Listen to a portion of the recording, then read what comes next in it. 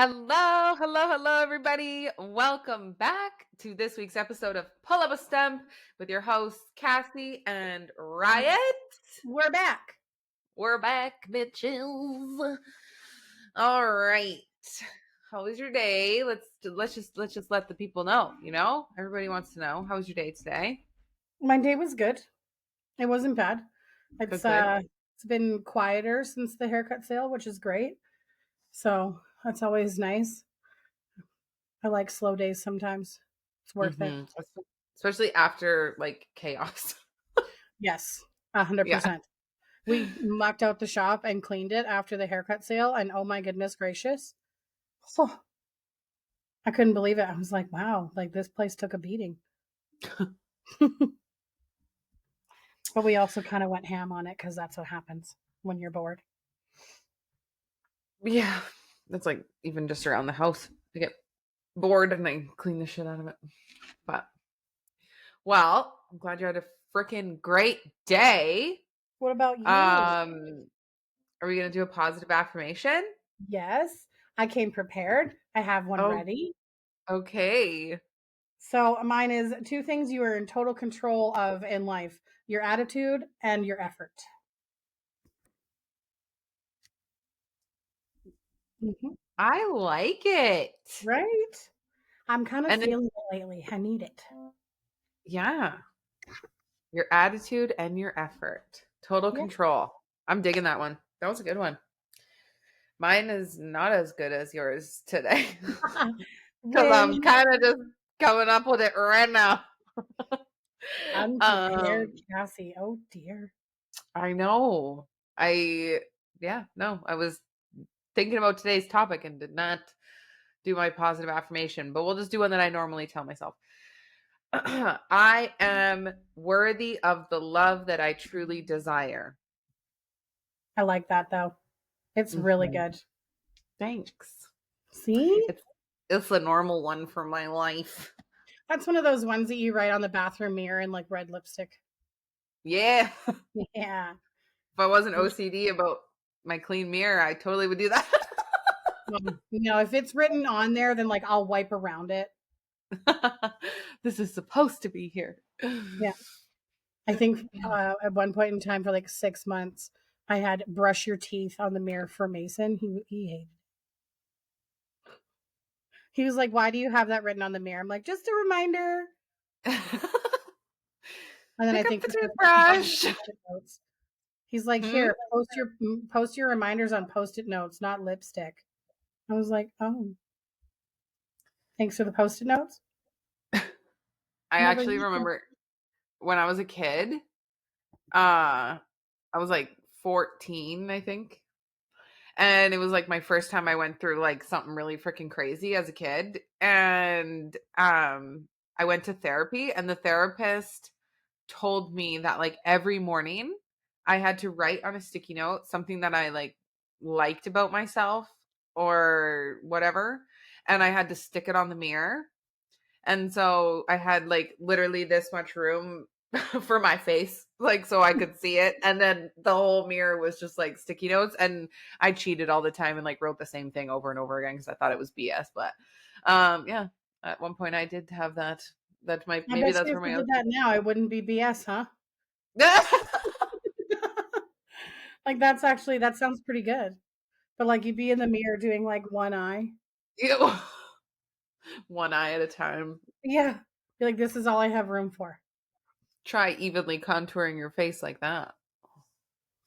Nope. Yeah. Heck no. I mean, the mirror I work with is probably like, I don't know, 8 inches in diameter. So I'd have like four Post-it notes and I'd be like, I can't see.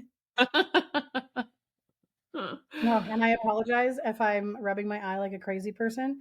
I'm pretty sure I have like someone's hair in it. Ugh. I do not miss that about being a Hazards of the hairstylist. job. Want to hear Yeah. an interesting fact about that Yeah, before we absolutely. actually get on to Left. like the proper topic? So I have this client and she's going to school to um to become like to work in a mortuary, like to do autopsies and shit. Why is this such a popular freaking career all of a sudden? I had so many clients that were doing it. Anyway, go Trust on. me. I've already figured out that I'm certified to do makeup for funeral homes. So anyway, um, she was telling me that like when people, give their bodies to science, whether it be like, as a cadaver or as like an organ donor, so on and so forth, they can actually tell if you've been a hairstylist in your past life when they remove your eyes because there is a collection of hair behind your eyeballs. Blech. Yep. Sorry if that's like super like ooh, and like cringy for most people, but I found it to be the most fascinating thing. And then I died. Edit. But yeah, that's what she told me. And I was like, "What?" And then of course, my ADHD brain is like been cutting hair for almost 7 years. I wonder how much hair is back there. Yeah. And if I should start wearing safety goggles. Yeah. I But mean, it is a trade. you know, just well, for thought, ladies and gentlemen. Enjoy. That's that's nuts. That's also really gross. But I couldn't help it. It's like my favorite, like, what do you call that? little fact. Yeah, my little fun fact. It's like my favorite one. Love it. Fun fact. Yeah. Mm. Oh, that creeps me out. That's like why I can't wear contacts because I'm scared that it's gonna like roll into the back of my eye. Because I remember at one point I heard a story or I saw a story somewhere. I can't even remember at this point if it was like a YouTube or I just heard it. But somebody I heard that some girl went to the hospital or something and they pulled something crazy, like 21 or like 28 or 32 or something contact lenses out of the like behind her eye. She was like bitching that she had all this pressure on her eyes and couldn't see properly and was having migraines and blah blah blah. So she went to the hospital and yeah, sure as shit, they pulled like freaking an insane amount of number of contacts out of the back of this chick's eye. I One really though, feel like maybe you shouldn't sleep in your contacts. well that, but I mean, I just don't understand how like you would put the contact in the next day and like I get maybe once or twice forgetting, okay? But like 28 times or like 32 times or 20 whatever the fucking number was, but it's like how do you put your contact in the next day and not like at all remember taking them out the night before and being like, I gotta put like being you just don't recollect at all the fact that like you weren't at this spot last night taking the contacts out and you're about to put more in your eyeball. I'd be like, Like may I suggest some glasses because they're safer?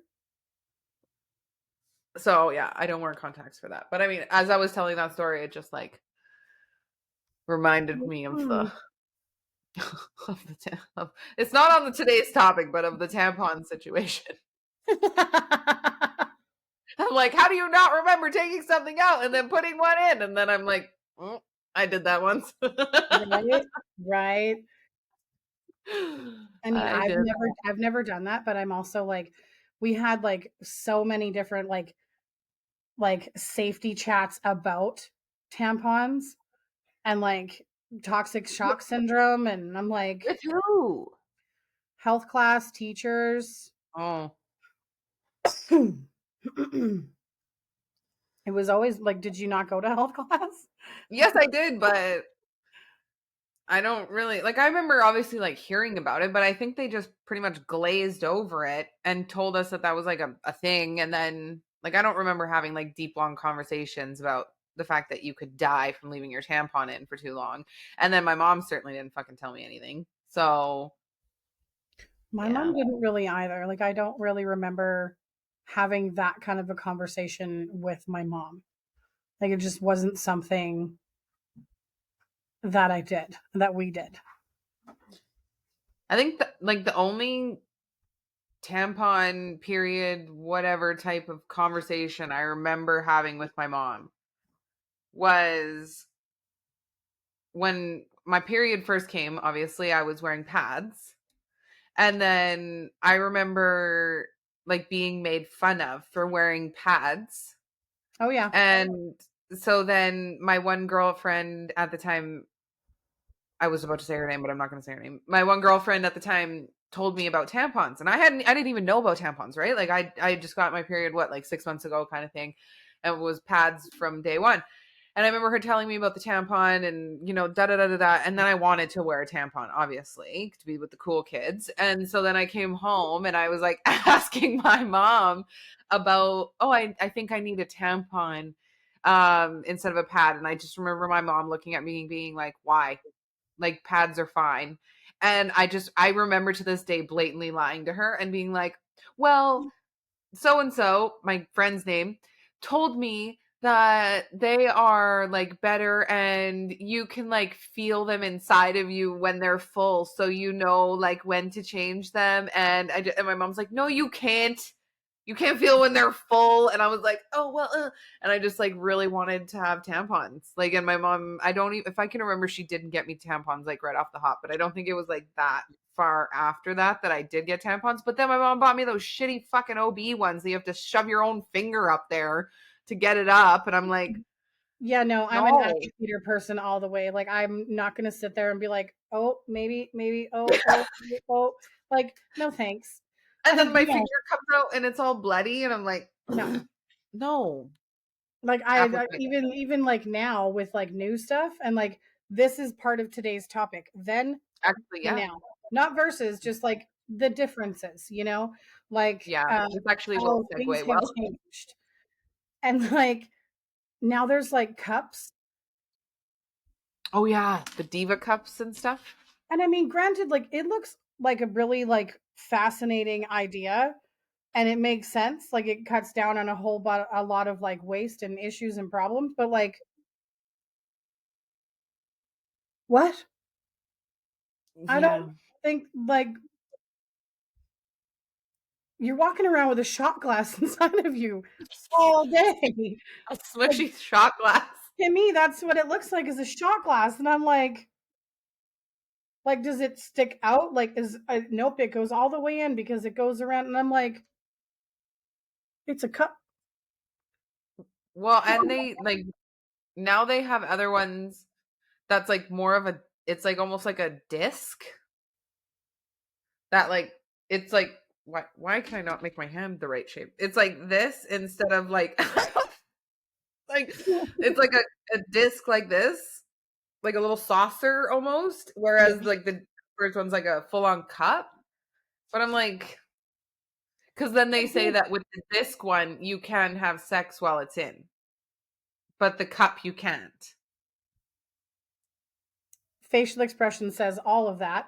But here's my concern with this, okay? So, do you remember being in junior high and you have a pad, okay, and you're trying to pull that bitch open as slowly as possible because if not, it's like Velcro. And I don't know what it is about trying to be quiet, but like when you're not trying to be quiet, it's not noisy. Soon as you're trying to be quiet, that bitch is like a Macy's Day Parade. It's so loud. And then you're sitting there embarrassed because you're making, pad wrapper noises. And then you get Oh. yourself all situated, fixed up, and you're leaving the bathroom. Could you imagine being like, okay, I'm going to pull this cup out in junior high, dumping it down the toilet, and then you have to leave the bathroom stall to go rinse it to put it back in? I never thought about the rinsing. Well, yeah, you don't, I mean, if someone, if someone is like dipping it in the toilet, I mean, Tide Pods, do we remember that challenge? People eating them.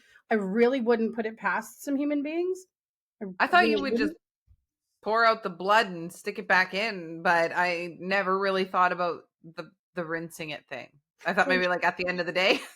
Is it maybe just me who like I would probably rinse it every single time I had to like You want period blood in your sink? no, I dump it down the toilet, but I would still rinse it. But there would still be period blood on it. That's why you're Yeah, rinsing it. but you're gonna rinse it down the drain anyway. Like I really feel like putting something in your body that you've now dumped out, exposed to the air, and put it back in is probably not a good idea. Do you know what I mean? Yeah. I I don't know. mean, I it just might never just thought. be me. Maybe I'm just like overly cleanly. I don't know. So anyway, so what were you saying? So imagine in junior high, then Yeah, having to like get out of here's your the difference. stall. We had to deal with that rapper that was psychotically loud. And now, like, you have junior high students that are rocking DivaCups. And Do like, they actually go that young? yeah. I mean, how old were you when you got your period? Like 13, 12, 13? Okay, that's kind of old. Really? Yeah, because I'm pretty sure I had mine when I was 11. Like, it was before I went to junior high. Like, I was in grade six slash like going into seven. I think I was in grade 7 when I got it. Yeah. No, no, no, because the girlfriend that I'm talking about, actually, no, I only knew her. No, wait.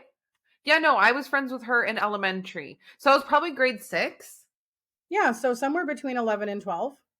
Okay. So before you went to junior high for sure. Yeah. I mean, there was definitely this small amount of girls who did not have anything until they were like 15. Yeah. But like, That was just me with my boobs. They came real late. But I will give you all the boob you want. Just cut them off.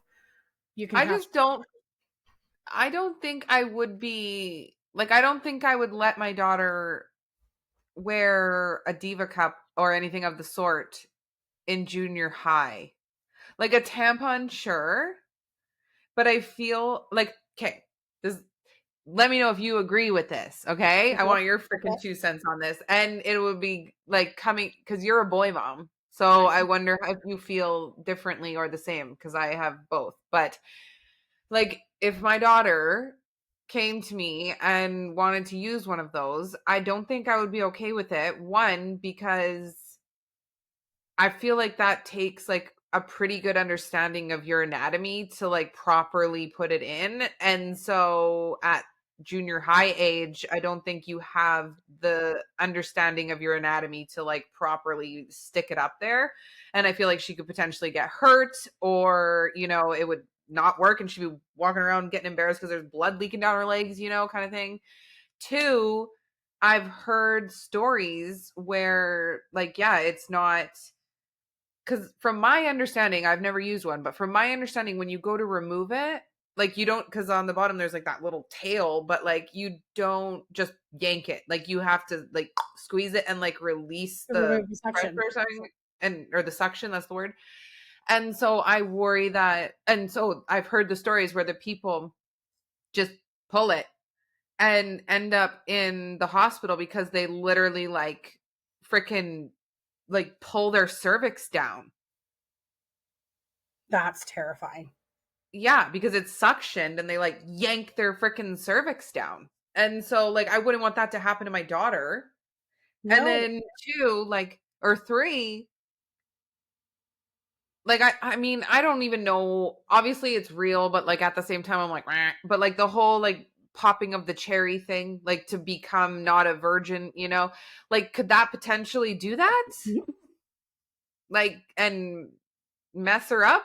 Like I don't know. I just don't know if I would be letting my freaking daughter at that age do a diva cup.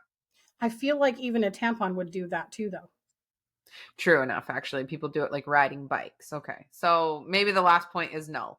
But the other two, like, what do you think about that? I don't think I would allow, like, if I had a daughter, I'd be like, no dice. No. Just based off the fact that one, I really don't think that at that point, the maturity level of responsibility is really there. Mm, When, you can use a pad, it goes on, off, garbage. Simple. I yeah. believe in keeping things as simple as possible. Now, is it like, it's the Stone Age? Whatever. Who cares? And when you get to like that level where you want to use tampons, I still feel like tampons are safer than a Diva cup. Just from like the suction or Like you can put it up there, but you don't actually know if it's like around the cervix where it's supposed to be, where that suction is supposed to happen. And like no one's is shaped the same or like Mhm. is in the same position. Yeah. Well, how in the heck do you know that you even have it in the right place? Right? Like I just don't get it. And I'm they kind of scare the crap out of me. Yeah. Again, it's a shot glass inside of your body. I don't get it. Makes sense for people who love them. Kudos to you. And I know that like like waste and garbage and we're trying to like, reduce that whole like carbon footprint thing or whatever kind of like waste we leave on this planet. I understand that concept and that side of things too, but at the same time it's a little easier to kind of stick with the things that are known. Mhm. Mhm. Yeah, Yeah. I don't I agree. think like the whole like if it's not broke, don't fix it thing. Yeah. But I mean at the same time then there's the other side of the conversation in my opinion that well it is broke. Like, the waste thing. Like we really need to start and I know some places have, but like we really need to start worrying about the waste and all that. I mean, this is not the topic of today's podcast, but it's like it's pretty gnarly. Like I just to feel like kind of there's touch other on it. areas of waste that we could start with first before we start attacking tampons. But like think about it. Think about how many women are on the earth and like, okay, I'm on my period right now. Today I have changed my tampon like probably 8 times. And so like that's just today. Like and then, you're on your period for let's just say 5 days. You're one of those girls that have it or like whatever. Yeah. And like that's like 40 tampons one cycle. And then think of how many freaking women are on the earth. Like that's a lot of tampons a day. I suppose so. Every day of the year because I'm pretty positive to say that every single day of the year there is some woman on earth that's on her period. Oh yeah. So like think about that. That's a lot of tampons. That's a lot of pads. Puts it in a So it's different like, perspective. pardon? Puts it in a different perspective for sure. Right? I don't know. I still don't That's know if I would like I don't know, maybe I should like buy a Diva cup and be like, "So what are you all about?" That's like the thing that I've always heard is that people, well, not always, but like the people who like it are the ones that like, oh, I didn't like it for, it took me a few months to get used to it. It took me a few cycles, and then after like the fourth or fifth or sixth time, then they're like, actually, I really like this thing. And I couldn't go back to tampons or pads. And it's like, but do I really want to be like, I already hate that time of the month already. Like, I don't want to be more stressed, more angry, more PMSy at the fact that I can't get this fucking cup up there and I go for a walk and it's leaking down my leg. And I'm like, I'm going to try this 6 more times, like to hope that I like it. Whereas I can just Like go I back to don't really Walmart. want to be that intimately invested. Yeah. like, Like uh, I would like to, have as much separation here as possible. right? Ah, I don't know. I don't know. Anyways, I So guess we went off topic there. We were going to perfectly segue into what we were going to talk about today, but now we're kind of off a little bit. So let's like veer back on path. that's okay. So it's kind of like the difference of like then versus now. So this kind Yeah. of blankets a whole lot of things. Safety, 100%. Teenagers these days, let's get into it. All So right. like everything has changed. Nothing is the same. And we all kind of I know a lot of people who want things to stay the way that they were like in the early 90s, you know? Like when you were outside playing, what was your like um sign to go home that it was time to go inside? Like when the streetlights came on. Yeah, Yeah. 100%. But now kids don't pay attention to streetlights. They have cell phones. Their parents just text them. It's time to come home. Mm. So it's really different. It's really weird. So is safety. Safety is nowhere near the same as it was like then versus now. I remember all of the commercials that we used to have about like not walking alone at nighttime. And there's like two bunnies or whatever. like teenage bunnies in this commercial. Do you remember it? Oh No. my gosh, really? I know someone else out there is gonna be like, "I so know what you're talking about." But it's like a Teenage bunnies walking in the yeah, dark? it's like a cartoon, like an animated thing, and there's a bunch of, like, friends. I think there's 4 of them, and then, like, 3 are going one way, and the one girl's like, "Hey, I'm gonna walk home," and then she decides that, this dark alley is a great way to go home, and then her friends are like, "No, don't walk alone, that's dangerous, it's nighttime." And I was like, "But we learned from that. We didn't walk down Mm, dark alleys unless we were in, like, a big, massive group of friends, true. or if we were up to no good." But, like, safety then versus now. Yeah, and just like what are some of the things, because we grew up a little, I mean, we're not that far off from each other, but like I grew up in the early 90s and basically you grew up in the early 90s too. So this is like we're talking about this kind of time, okay? People who are listening. So um like what are some of the things that your parents or parent or whatever told you when you were little in regards to like safety that you may or may not tell your kid now or that you just remember? Stranger danger. Well, yeah, we still tell our kids, but like little things. Like, was there any weird thing that your parents told you in regards to like safety?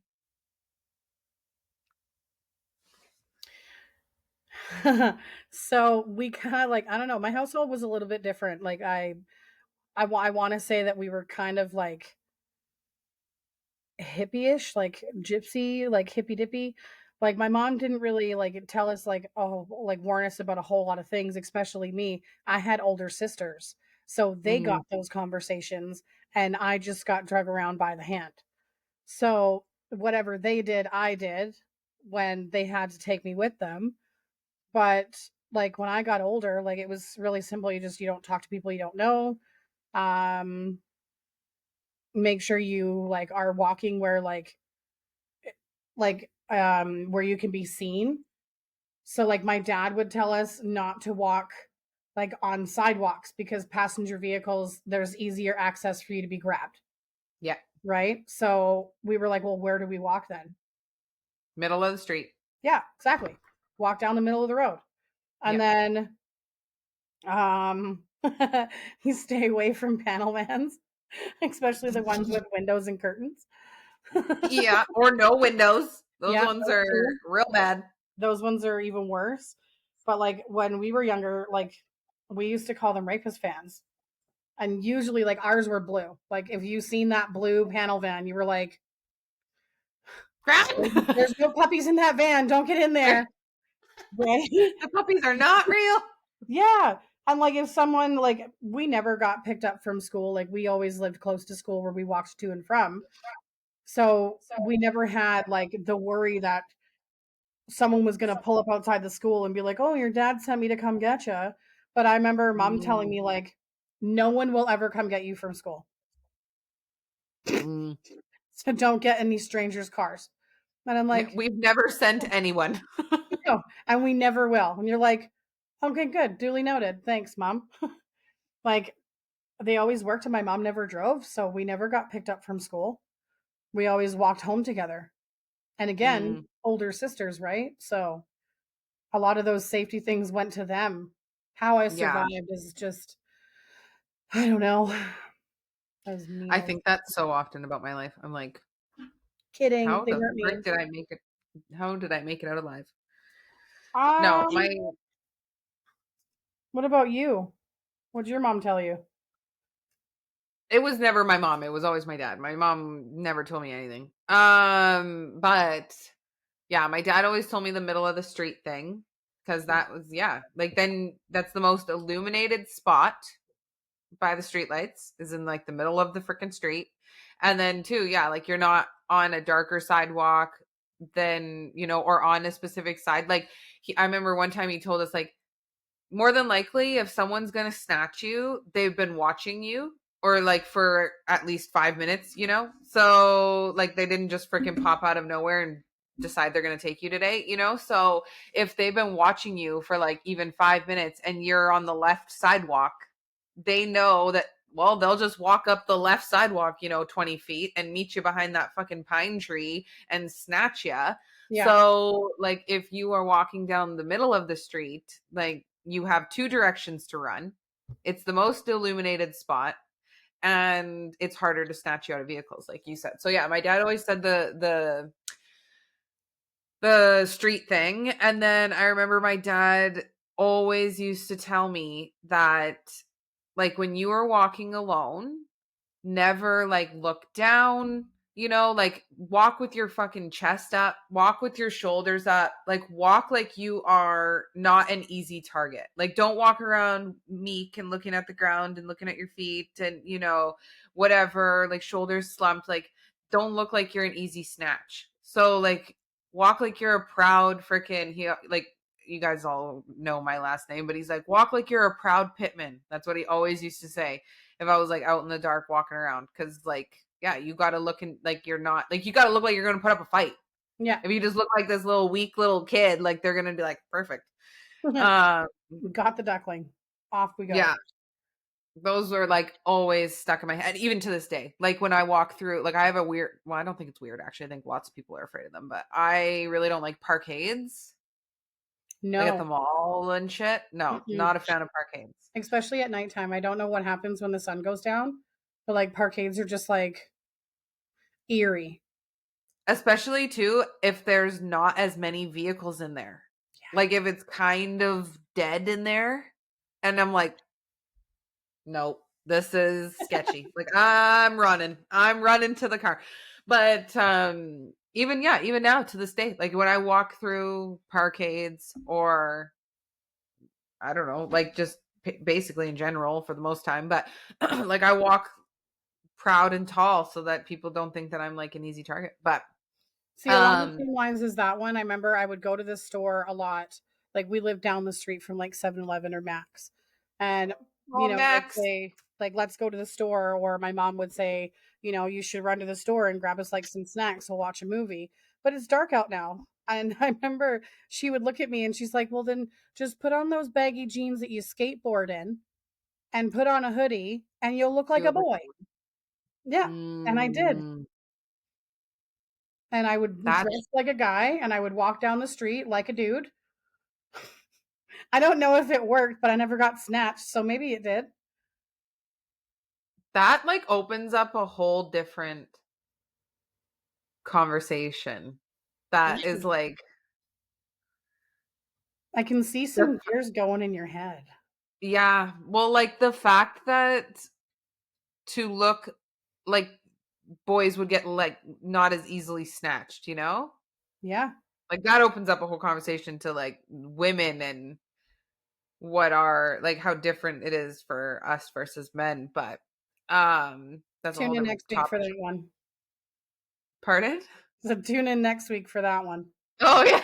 Yeah, that one. We'll add that one to the list. Anyway, one of the other things that my dad always taught me is that if you are in trouble, scream fire, don't scream help. Because people are disgusting, and people are, they don't want to put themselves in danger. Like, they're selfish. So if you're sitting there and you're yelling, help, help, help, then whoever reacts to that could, in their mind, be putting themselves at risk, or they're getting involved or whatever. But so they're not going to go. But if you yell fire, well, then those people's things are possibly at risk, like their house or their car or whatever the heck. So they're more likely to react. Yeah. And so, yeah, scream fire, not help. That was the other thing. Luckily, I never like had to do that, but that was the other thing that my dad always taught us. I've seen a lot of social experiments where they've like filmed YouTube videos of like, a guy like, pulling a girl by her arm and like kind of like yelling at her and like, just being like mean and nasty. And the Yeah. amount of people that like walked by and did nothing. So that one makes total sense. Mhm. I would honestly like I would probably knock on someone's door and be like, "Yeah, someone's like, trashing your car." They're going to come outside, Yeah. but screaming fire instead of help, smarter. Yeah, and, like, I'm gonna totally teach both my kids that. Yep. 100%. Oh, Fire is not when help. we started teaching Mason about safety and, like, when we actually had to start thinking about safety, like, Yeah. you didn't really realize it's not just, like, outside, it's, like, in the home too. It's, like, fires, if you have a fire in the house, like, what do you do? Where do you go? Like, how do you, like, don't touch doorknobs, like, make sure you feel, like, like, hover first to make sure that it's not hot behind the door, stuff like that, and it was like, "Man, like, what do we do? Because like, we haven't talked about any of this stuff, Mhm. and it was like, "Well, what do you do?" And he's like, "Run outside." And I'm like, "Well, kinda, yeah. I Yeah, mean, that's the idea, but, but like, to get there. let everybody know, like, start screaming like a banshee. I don't really care." I said, "But what if there's smoke in the house?" I said, "What do you do then? Do you run through the smoke?" I was like, you won't make it. You'll end up breathing all that in and you'll be, like, passed out on the floor." And I was like, "You have to crawl. You have to crawl under the Mhm. smoke. Get down and get low." And he was like, "Is that a song?" Like, Yeah, "No." by Akon. Yeah. Like, apple bottom jeans, man. Like, no. And so we had to, like, really sit down and have those very serious conversations about safety, like, within the household. And it was kind of, like, amazing how many times he would be like, "I'll just jump out a window."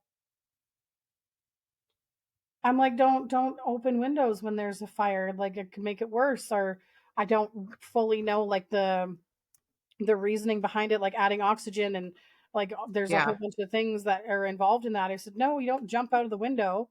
I said, "And your bedroom window is, like, 30 feet above the ground." You're gonna break both your legs, dude. Yeah, like, that's not a good plan. And so I said, "No, you wanna go downstairs and outside."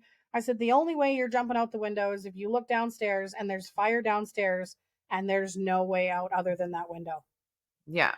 Like, that's the only way you're jumping out the window. But here's an idea, throw pillows, blankets, like, all of this off stuff, your entire fishing net full of stuffed animals, I don't care, throw them out the window and Yeah. then go."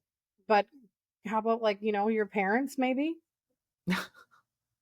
You can, like, maybe come get us or and he was Let us like, know. "Oh." I'm like, "'Cause, if I wake up and there's a fire, I'm just heading out the front door. I'll just, "Oh, Mason, he's sleeping." Yell from He was outside, like "Hey, wake up!" he's like, "I didn't think about that, Mummy." And I was like, "Of course, because we've never talked about it." So once we kinda had those conversations, I felt a little bit better sleeping at night. Yeah, to have them, like, understand. Yeah, and, like, where to go and how far away from the house to go, and then, what if you go outside, then what do? You don't have a phone. How are you gonna call anyone for help? And he's like, "Well, I'll just yell help." And the same thing. No, don't yell help. In this instance, scream fire, but, like, go to the next Because door, that's actually what right? Ring doorbells. It doesn't matter how many doors you have to go to. Ring as many doorbells as you can until someone answers and opens. And then, you call for help that way. And he's Mhm. like, "But those are strangers." I said, "The neighbors know you and see you every single day. Yeah. It's okay to knock on their door in the event of an emergency. You're not going in their house, you're just asking for their phone." And he's like, "Oh, okay." But even Yeah. if he's home alone, we're at that stage. You'll get there eventually too, where, we're starting to do the whole, like, okay, you can be home alone for 2 hours. You can be home alone for 3.5 hours. And it's one of those, okay, I'm going to run to the grocery store. Do you want to come with me? No, I want to stay home. Okay. And we've talked about door safety. Number one rule, I don't care if they ring the doorbell. I don't care if they knock on the Oh. door. I don't care if they say that they, like, "Oh, I know your mom." You do not answer. You do not answer questions. Do not come downstairs. Do not even approach the door. Stay away from the door. I said, and Mhm. if you really, really have to, my son's never actually home by himself. My dad resides in my basement. He just thinks he's home alone Mhm. Yeah. because he doesn't come upstairs really often. But, like, in the event of, like, you don't know what to do, go get grandpa. Like, someone's home. You Yeah. just think he's not. But I don't care even if grandpa's home, you don't touch the front door. So, like, No. the other day, he was home by himself, And I was out at the grocery store, and he had a dentist appointment. He didn't want to go to school for the rest of the afternoon. And then I came home before I was going to work, before his dad got home. And I was like, I wonder. And I came up and I knocked on the door and rang the doorbell, and sure as junk, there he was. He didn't open the door, but he came to the door, and I was like, no. How He did came you to the see door. him? He's like, who's there? Well, I have like little Oh. windows next to my door that you can. It's like frosted. Oh, yeah, yeah, You can yeah. Oh, still yeah. see when someone walks up, right? And yeah, his question was, "Who's there?" I'm like, "No, we've talked about this. Like, you don't ask who's there, and you don't tell people if you're home alone or not. You don't come to the door." And he's like, I "Well, what do you?" never I never thought about that. Yeah, Like telling, not even saying who's there. Like nope. I never thought about that. Yeah, because like if it's a predator on the other side of that door, their next question is, "Are you home alone? Is your mom or dad home?" And kids are so innocent; they're not reluctant to say yes or no, right? They've been taught to answer when they're asked a question. So they'll say like, "Oh yeah, I'm home Huh. alone," or like, "Is your mom or dad home?" No. Instantly, they know that there's no one home, Mm. right? So you don't answer any questions, and you don't ask who's there. No, you stay away from the door. See, my parents never had this conversation with me. I remember, like, I answered the door all the time. I went to the door all the time. Like, I remember freaking talking to the Joe Ho's and to the freaking girls selling, like Jesus pamphlets and, all this. Like, luckily back in the day, it was probably, I mean, yes, there were still predators like back in the day, but I feel like they weren't as freaking everywhere. Oh, And so, but there very well could have been.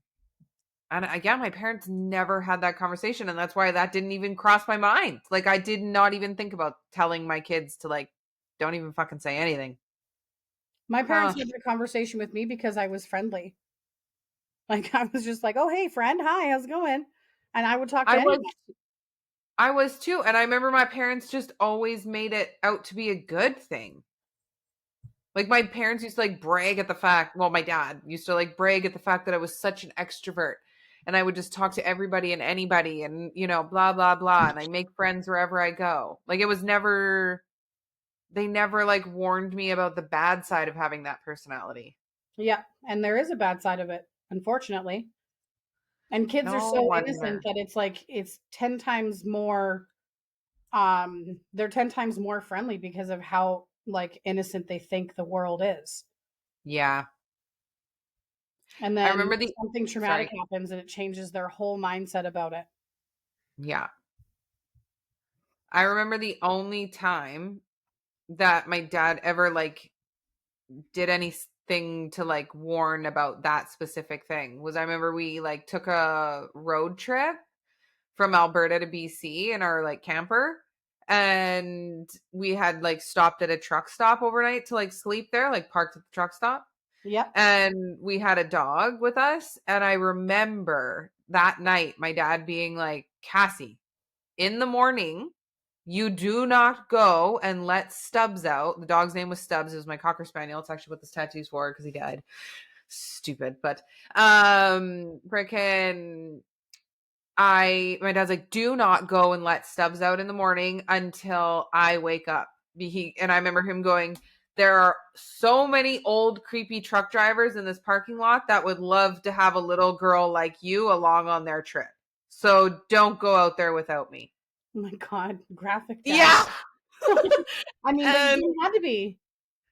that's like the only time I remember my dad like saying anything along those lines. But it's still, to this day, I'm like, that was a little like brash, but you I bet mean, your it did ass the I didn't go trick. walk that dog till he woke up. Yep, it did the trick. You're like, okay, a trucker's gonna take me. A trucker's gonna take me. Don't move. Yeah. Like, those are just the things that you think about. But like, but now things are even worse because now you don't Yeah. have to worry about just people at your door. You No. know, if your child is anything like mine, He loves video games. He loves the whole world of video games, everything to do with it.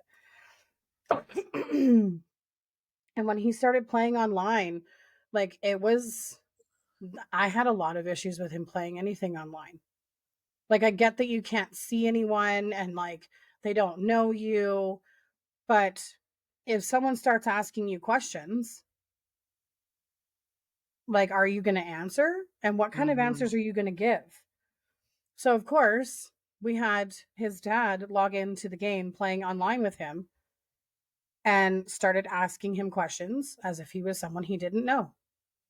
And he had no idea.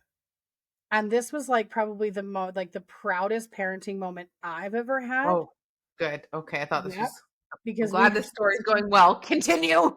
we had this conversation with him. Like, you don't tell people who you are. You don't tell them your actual name. Give yourself a nickname. I don't care. You don't tell them where you're from. You don't tell them where you live. You don't tell them anything. What school you go to, nothing. Not a darn thing. Like, if you have to answer because like they're bugging you about it, be like, I go to the school of hard knocks, like whatever. And so yeah, dad logged in as someone he didn't know, just random, and started asking him questions. And he was like, man, and he swore. Perfect context. But I was like, oh, okay. But yeah, he told him, he's like, quit asking me questions. I'm not giving you info. I don't know you. He's like, get out of here, pedo. And I was like, oh, okay. And like, yeah, Yeah. like, where do you live? Like, oh, I know where you live. You live in Canada. And my son's like, I'm from Australia. I'm from Antarctica. And I'm like, do you even know where that is? But it was pretty cool to see that like he literally gave nothing. But if That's you so good. have, I'm a firm believer that if you have very realistic conversations with your kids, it's easier for them to understand why it's so important. But if Mm-hmm. you kind of like, if you sit there and you kind of sugarcoat it a little bit, well, there's like mean people in the world and you don't know everybody and not everyone's a good person. No, straight up, this guy is trying to figure out information about who you are and where you're from. And that could lead to him showing up and doing some serious damage or harm to you. Like, I Mm-hmm. truly believe in being realistic across the board. And like certain video games, a lot of parents are like, "Oh, I don't allow him to play that." The only video game I will not allow my child to play is anything that is first person shooter that looks like a real military operation. What does first person shooter mean? So like Call of Duty, right? Where you're like Okay. over in another country and you're fighting against another like clan, whatever. But what is like first person means that you like it's like your point of You're view, like shooting. you're walking. Yeah, Okay, your okay. your point of view. I don't And know like anything about video games, so I know a little bit. I might sound a little smart, but I'm really not.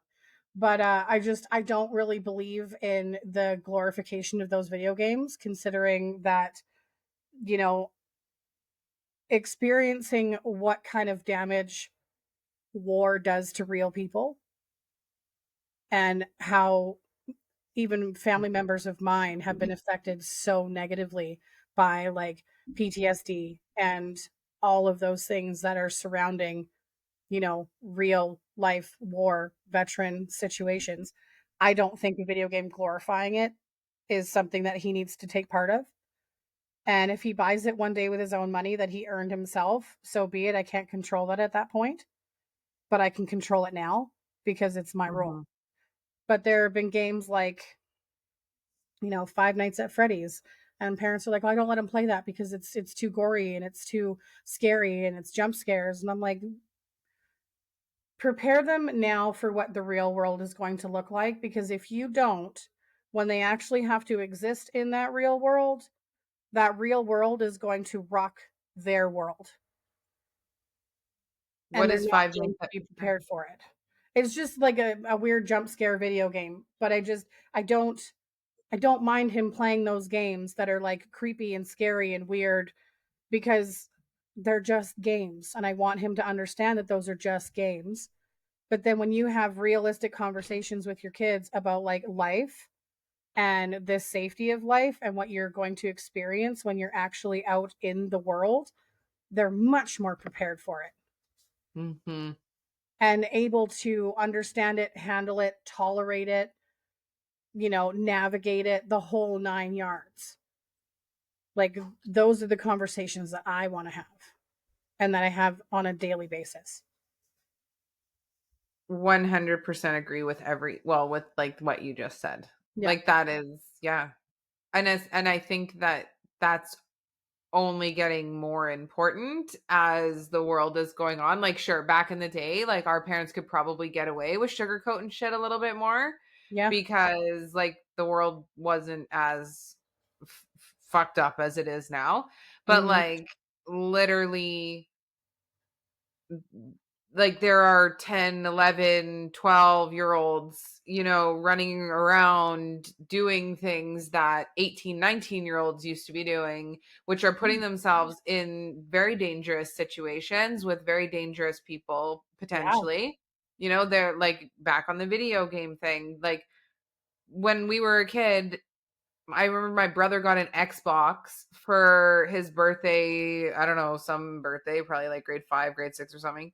He got like a little purple, or not an Xbox, a GameCube.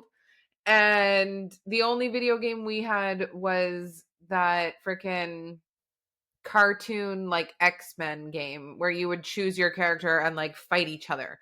Oh, you And mean so like it's like, Mortal Kombat? but it was X-Men. Oh, yeah. So you could choose to be like the Juggernaut or Rogue or freaking Oh, Cyclops. Like it ooh, was like the whole thing, or Storm or whatever. yeah. And but like that was the extent of our video games. And those were like pretty normal. Whereas like now the extent of what I do understand about video games are like, yeah, they're pretty freaking intense. And like you can talk to people all over the world. You can like there's like freaking 60-year-old creepos talking to like freaking 12-year-old little boys and girls. Like Oh, yeah. it's just nuts. Like I remember I watched a documentary one time and there was this I'm pretty sure it was a little boy. There was a little boy, this was years ago. So there was like this little boy that, yeah, was playing video games online. And there was this like old man, like 50 some year old that would play too. And like they always played together.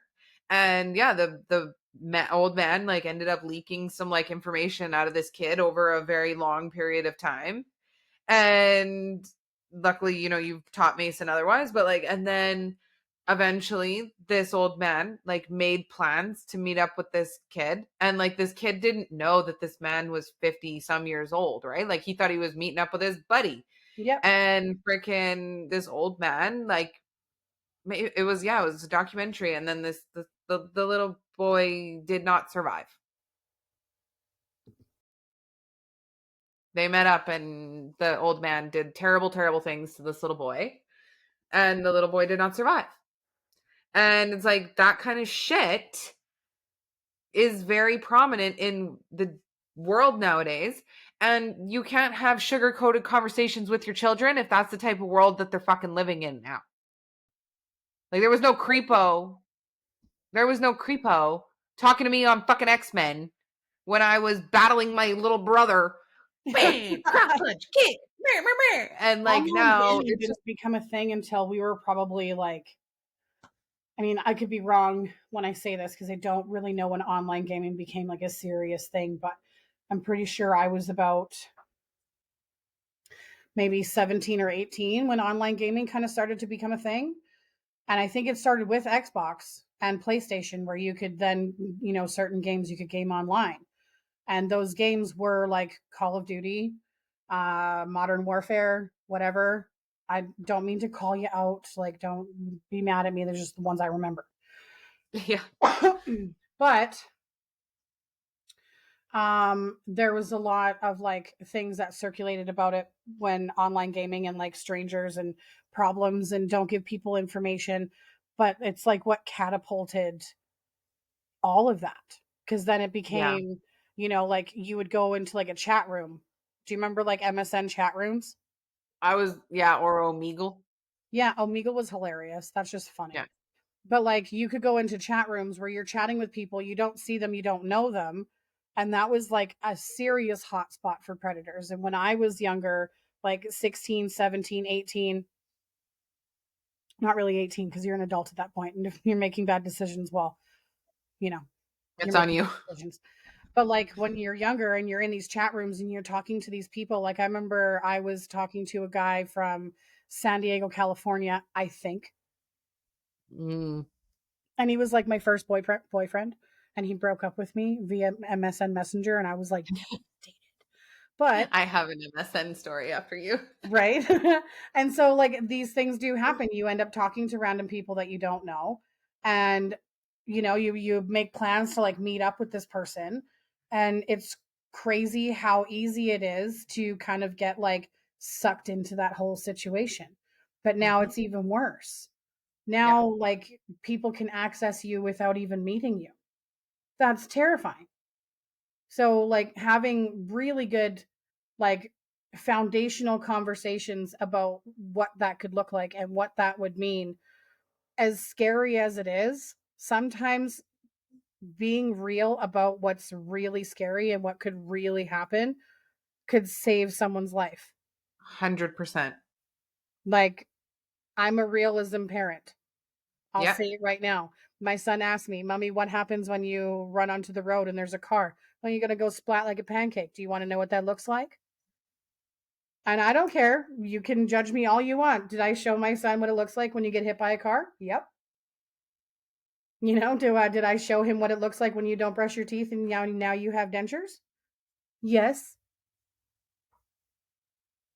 I Right? don't think there's anything We wrong with had that. these arguments. I was like, "Well, if you don't believe me," I called my dad. I'm like, "Dad, get up here and bring your teeth with you."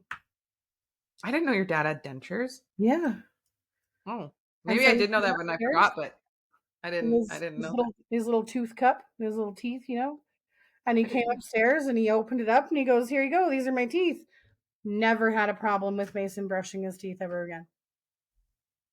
Struggle remembering, but Yeah, it's one of those, I'm the parent, and if I have to say it 15 times in 15 days, then I say it 15 times in 15 days. But he knows if I don't brush my teeth, I'm going to have a cup on my nightstand where my teeth live. yeah. That's gross. He understands the gravity of the situation Yeah, now, because and I'm like now realistic with him. the habit needs to grow, but like he understands it, Yeah. and yeah, it's the same thing with everything. Like that's why, like I don't know, the parents out there. Let's just, what are we gonna call it? Like the snowflake parents. I don't give a shit. Like the parents that just baby their children forever and can't have hard conversations and all these things. That's where you hear about, and obviously there's friggin' situations in every situation. Okay, I'm not saying this is just across the board the only like people that have problems, but you hear about it where, like, I don't know, I'm subscribed to this one channel on YouTube that freaking tells these stories all the time, but these kids that were like so freaking sheltered and their parents never had these hard conversations. They didn't scare the shit out of them and they, all this stuff. And then they become older and they go out into the world and they get influenced by this and that and otherwise. And then these kids are ending up in extremely bad situations. These kids are ending up with really bad addiction issues, or they're ending up with very bad like sexual trauma. They're ending up possibly worse, and in the freaking, I watched this other one, like where all these girls are coming out of the, it's just girls that I've seen. I'm sure that I know that there's boys in there too, but girls that come out of, like, they get sex trafficked. And Mhm. how many of those little girls are there because, they aren't taught properly, like, what the fuck happens when you talk to strangers. And if you don't, look over your shoulder, walk down the middle of the street, don't talk to people on the internet, blah, blah, blah. And then they go meet up with and so is not the cute 15-year-old boy that lives down the street. It is that fucking 55-year-old man who is, Just paid to catfishing pick the you crap up. out of you. Yeah. Yeah. And that's why you need to freaking, yeah, I'm 100% with you on like being that parent that just like has the fucking scary conversations because it's going to save your kid's life one day. The world is just getting way more fucked up and we need to have more fucked up conversations with our kids to protect them from It's it. even gone right down to like, kids go through those weird phases where they're like, I don't want to eat that anymore. Or they'll ask for something and they're like, I don't want it. I'm not hungry anymore. Or they'll waste it on purpose. And trying to say to your children, like, well, no, that food costs money. Kids between the age of like 4 and 7 don't understand the concept of what money actually is. They get that you use it to buy things, but they don't really fully understand like the value of how much something costs, Yeah. right? Like to them, $100 and a dollar is the same thing, right? Yeah. So when Mason would pull these little like, strange child habitual habits of like, I don't like bananas today, but I ate 4 of them yesterday. And right? So we'd get to this point where like you're like wasting food. This is a problem. Not only does it cost money, but there are places in the world where like kids don't have access to this. So teaching him respect for what you have versus what someone else doesn't have, like humble yourself. It teaches a lot of like humility and humanity. And when you see, and he's like, well, what do you mean they don't have bananas in this country, or they don't have corn dogs or McDonald's or whatever else these first world kids have versus say third world kids, Yeah. right? So you go and I look up online. I don't care if it's a video, if it's a picture. I'm like, this is what he ate for dinner. Do you see this? Like, do you want that? And if he says no, he doesn't get anything. Then there's no dinner because that's all that's on the menu. Now, I have no problem being like a minor, like short order cook for my kid. As long as you're eating, I don't care what you're eating. If I make something that I particularly like for dinner and you're going to like turn your nose up at it, fine. What do you want? I'll make you what you want so that way I can eat my dinner in peace. I'm that Mhm. kind of person. Okay. But if I'm going to make you what you want and you're asking me for 3 or 4 hot dogs, there's vegetables involved, or you're going to eat what I've cooked. So you can have like cucumber, celery, some broccoli, some carrots, along with your hot dogs because you're 4 and that's just what you're into right now. But if you say, no, I don't want the veg, well, then guess what? You're getting the bowl of chicken Alfredo, whether you like it or not. Those are your Okay. options, right? And so when you put up a stink and you're wasting food, I'm going to show you exactly, like this kid would love to have that chicken nugget meal that you just got from McDonald's. Then now you're going to throw away because you're like, Today is oh, not the day. oh heck no. And like you need to take into consideration, you need to be very grateful and very humble for all that you do have and all that you have access to. Mhm. Right? And so showing him these pictures, he was like, I had no idea. I said, well, of course. I said, but Why now would you you? do. Yeah. Right? So, like wasting your lunch at school, that's not going to happen anymore. Wasting your dinner at home, that's not going to happen anymore. And the next time that you go to school and tell school that my mommy didn't pack me a lunch, I hope they have a tuna sandwich waiting for you. Like, or a bran muffin. Like, and I'll call the office ahead of time and be like, principal, tuna, do it right now. Just for the learning curve. Just for the sake of, hey, guess what? I was right. Talking about school lunch and back in the day versus now, okay? Oh, goodness. Why why does every kid on earth now have a fucking allergy? A peanut allergy, a this allergy, a that allergy, and you can't fucking bring it. When I don't know, when I went to school, we had one fucking peanut butter table with the little laminated picture of a peanut, and that's where the kids would sit that weren't allowed to fucking eat peanuts, and there was like 2 people on that table. Yep. And then the rest of the lunchroom, you could bring peanut butter sandwiches and you could eat these things. And I'm why going to blow your nowadays? mind in a minute. What? I'm going to blow your mind in a minute. Okay, like, well, Back to then the blow it question. now. I want my mind blown, baby. So Tell me, not because I don't only get are it. we not allowed to bring peanut butter to school, peanut allergies, that one I can understand and I can respect. Like peanuts anaphylactic, like okay, fine, we get it No, I get that, but I'm just like, why is everybody allergic to it now? And back in the day, there was like 2 kids. because there's Now something it's like in the water. every fucking kid is allergic to something. Because there's something in the water. No, I'm kidding. Well, maybe The not. government. But so now, like, your kids can go to school, but now there's like, okay, so you can't bring strawberries Why? because certain kids are allergic to strawberries.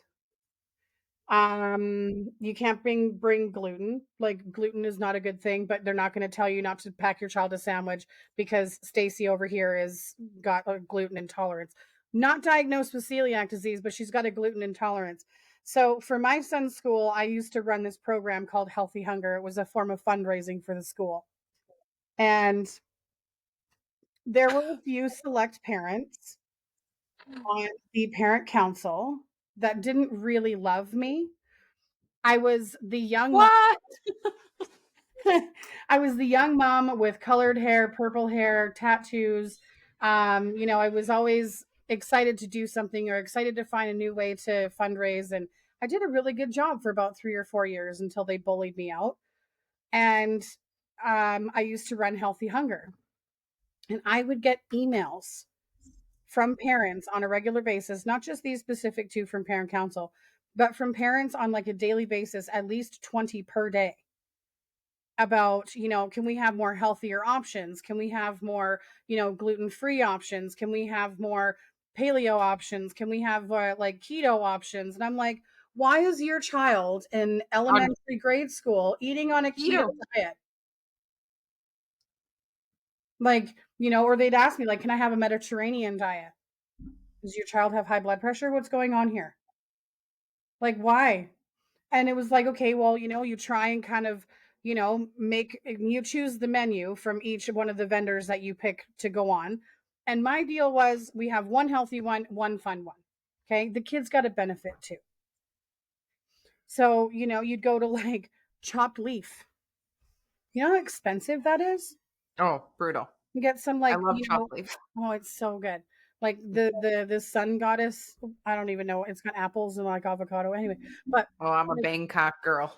Oof. no kid is going to be like, oh, I can't wait to have that, cranberries and goat cheese in my salad.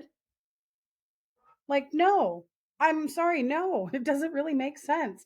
But like, all of the restrictions from no strawberries at school because of allergies to no peanuts at school because of no allergies.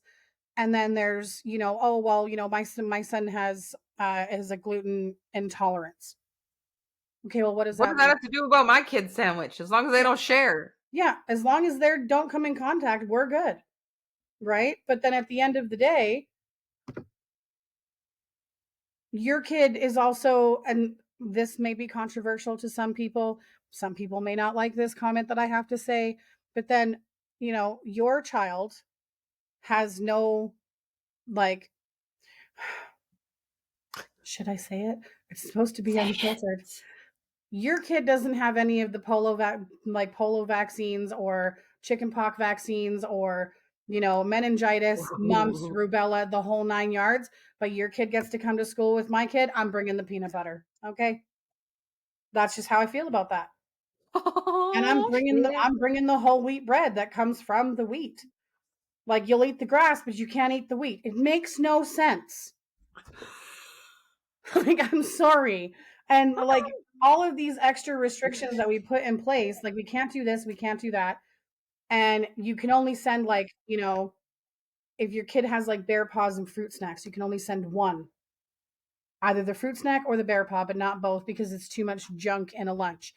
My son doesn't like sandwiches. Okay. Do you want to know what my son took for school for the first like 3 years of grade school? So we're talking like grade 1, 2, and 3. Kindergarten was a whole nightmare. I'm not even going there. Butter sandwiches.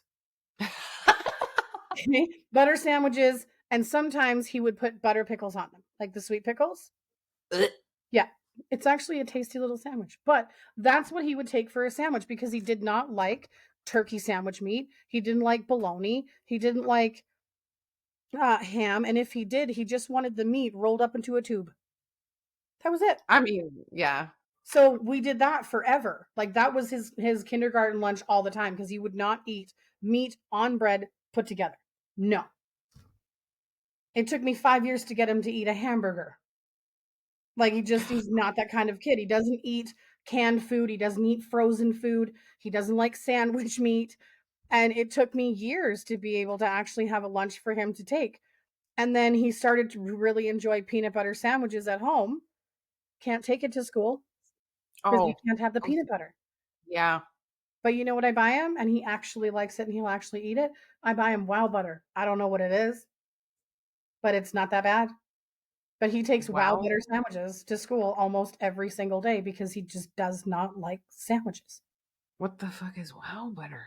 It's like almond or some kind But of. aren't you still not allowed to bring almonds too? Because it's a nut. I thought we just weren't allowed to bring nuts. No, some nuts are okay. Like if you have an allergy to peanuts, like you can still eat like I think it's almonds or pine nuts or something. Yeah, That like no, I get that, but like I felt like in schools they just no nuts He's across the never had board. an issue. The Huh. reason why I think he's allowed to bring it is because there's little stickers that you can put on your sandwich bag that say no nuts in the making of this kind of peanut butter. But Dear God. oh, you have no idea. Just you wait. It's going to be worse when your kids are in school. Your kids are Yeah, going to be true. like on liquid diets at school, God. water or something. You know, My they're daughter is already skinny enough. She does not need freaking smoothies all day. me. God. But then She is. you have like fun days where they're like, "Oh, we're having a pizza party on Friday," and I'm like, "Okay, well, I still send him with a lunch." And they're like, "Well, why do you send a lunch?" I said, "Because my child is huge. He eats like a grown man. Yeah, Like, he's so tall. oh yeah, he's built like a brick shithouse. He's 5'3" and he's 110 pounds. Where he's got 110 pounds on his body, I do not know. I have no idea. But he's massive and he eats a massive amount. Like he can put it away, man. Like for Yeah. breakfast, this kid eats 6 eggs daily. So please tell me this pizza party that you're going to have at the school, he's going to have 2 slices of pizza and be content. You're going to have a hangry ass monster on your hands in about 10 minutes. That's why I still send him Mm. with a lunch. So, cheers. Oh, that's That's the just. difference in lunches between then and now. When we went to school, we had a microwave. We took leftovers in butter containers. Okay. Yep. You can't tell me you didn't take mom's leftover spaghetti or dad's leftover mashed potatoes or whatever in a freaking butter container to school that you microwaved in the communal microwave. Do you want to hear a really fucked up story about me about school lunches from elementary? Yeah.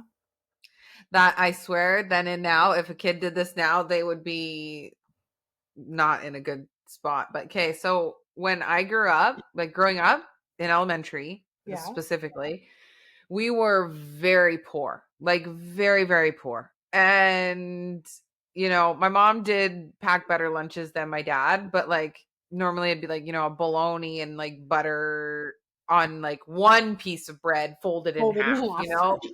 and like it, and I never got the good snacks. Like I never had Dunkaroos. I never had like cheese strings or like no good snacks. I had like a fucking Macintosh apple because they were the like The cheapest cheapest apples. ones. Yeah. And freaking like, you know.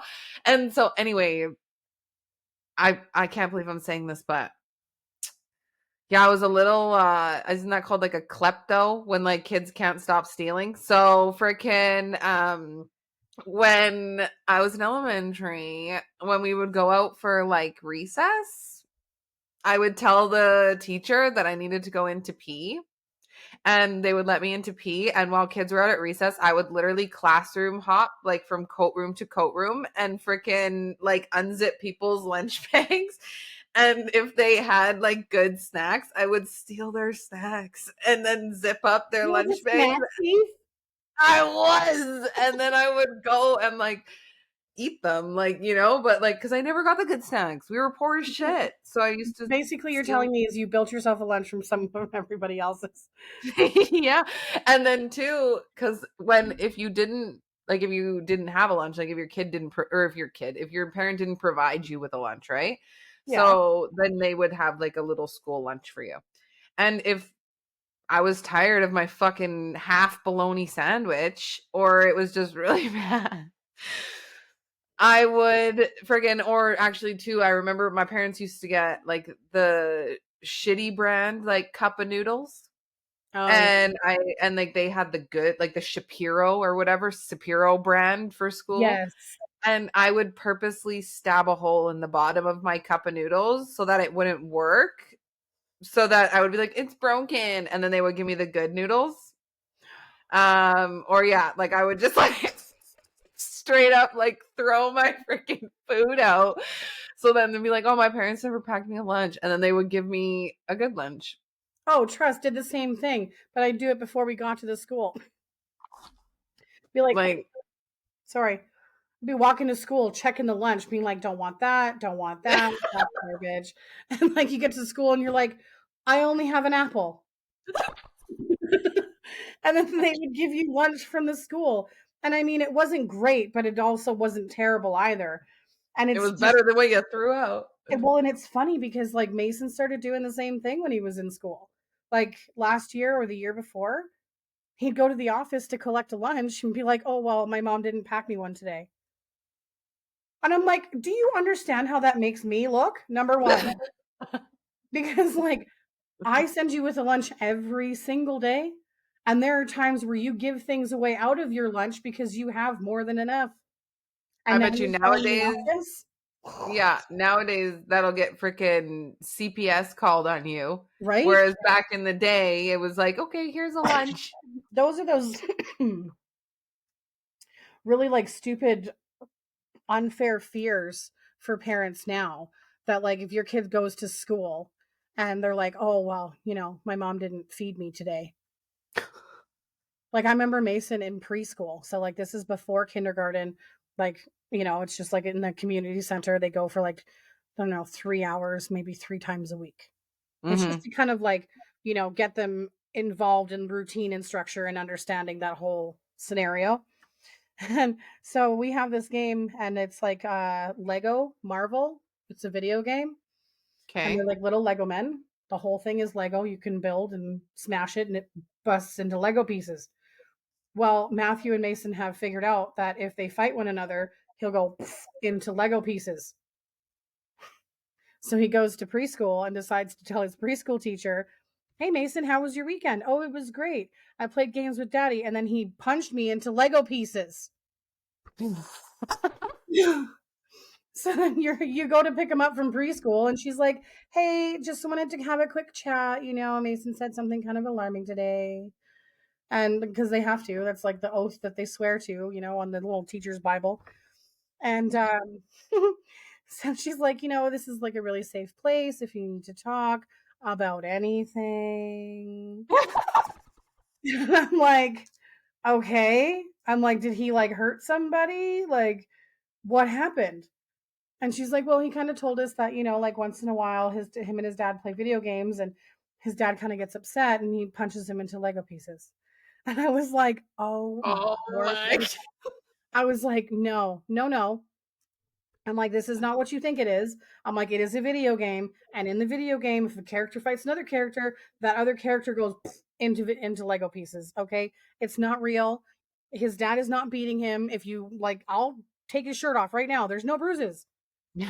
Okay. And it's not because of the phone book. We don't have those anymore. Like, Oh, that book. right? And so she was like, okay, well, like, you can talk if you need to. And I'm like, trust me, he's 10 times more battered than I am.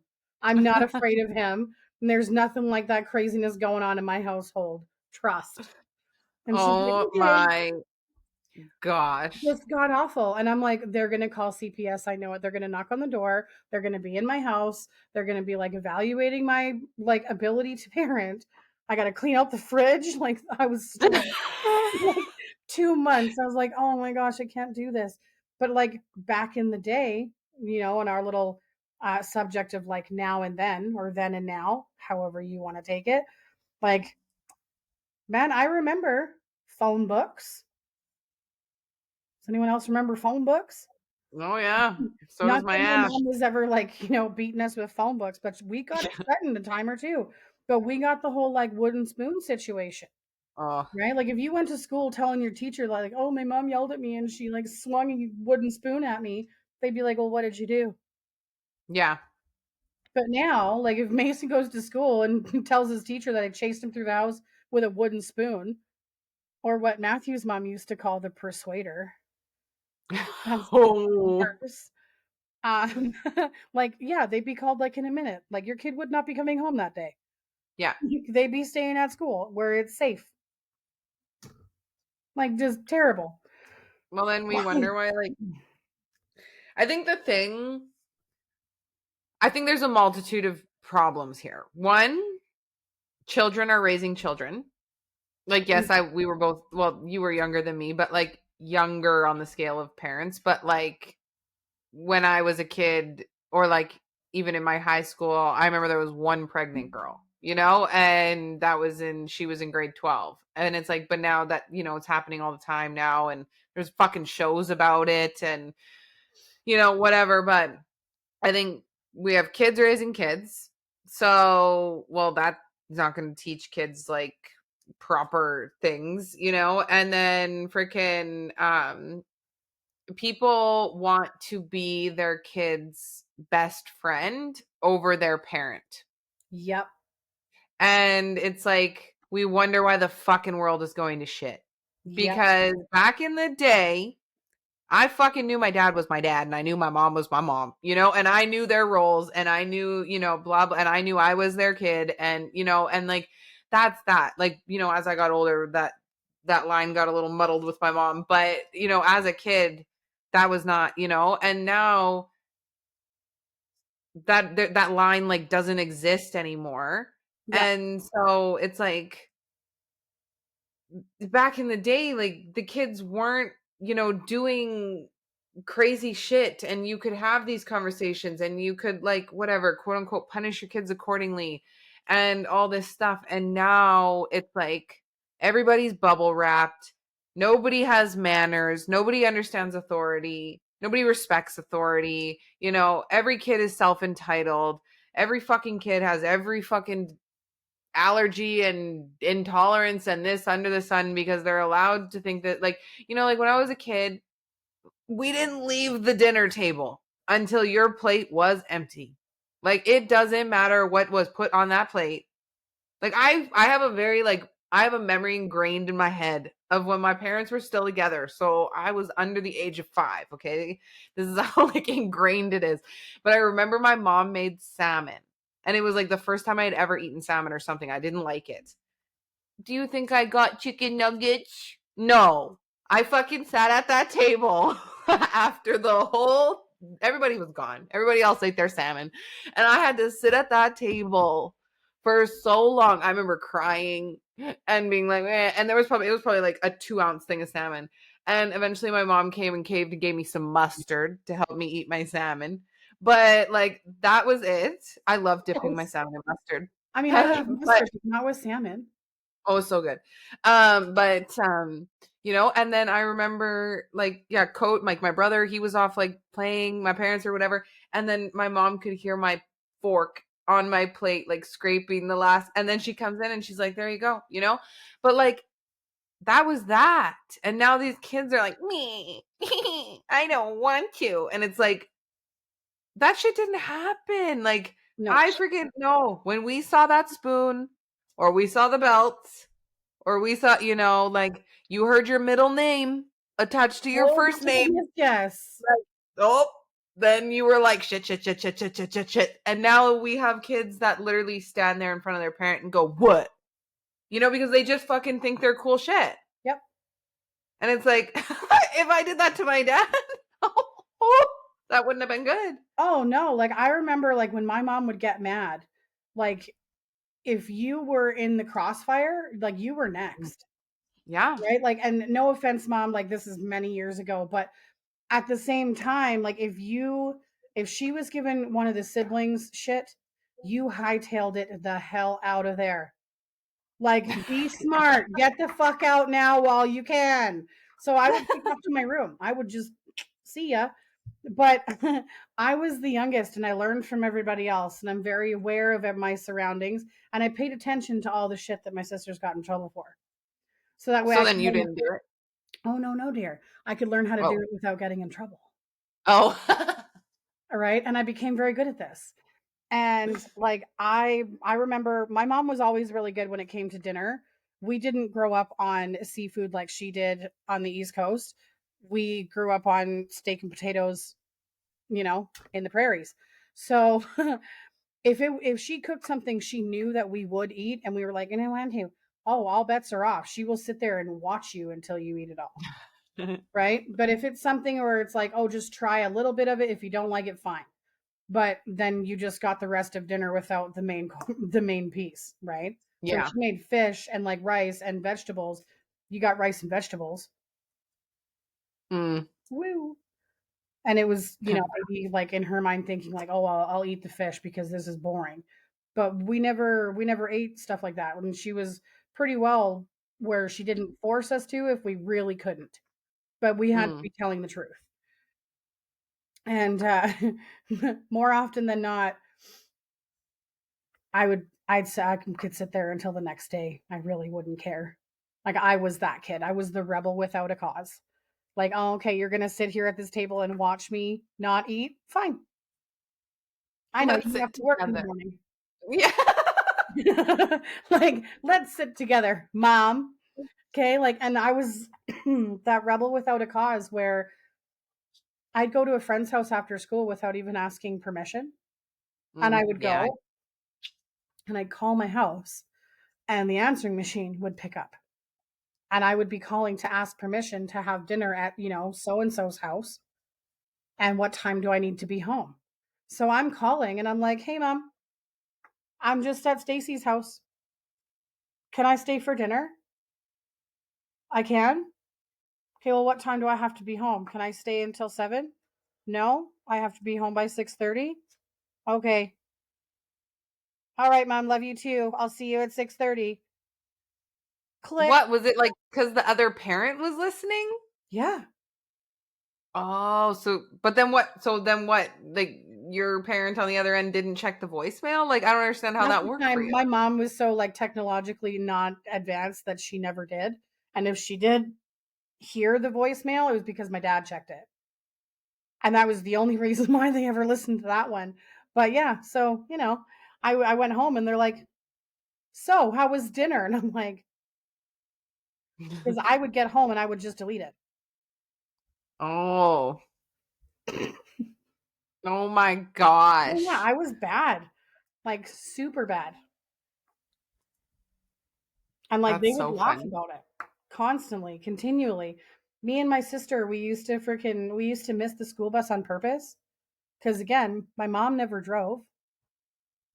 So we would watch the school bus would honk 3 times and then that sucker would drive away. My dad was not going to turn around to drive back however long he had to. It could have been 15 minutes. He still is not turning around because he's got shit to do. We knew that. So we never called mom. We always called dad and we were like, Dad, we missed the bus.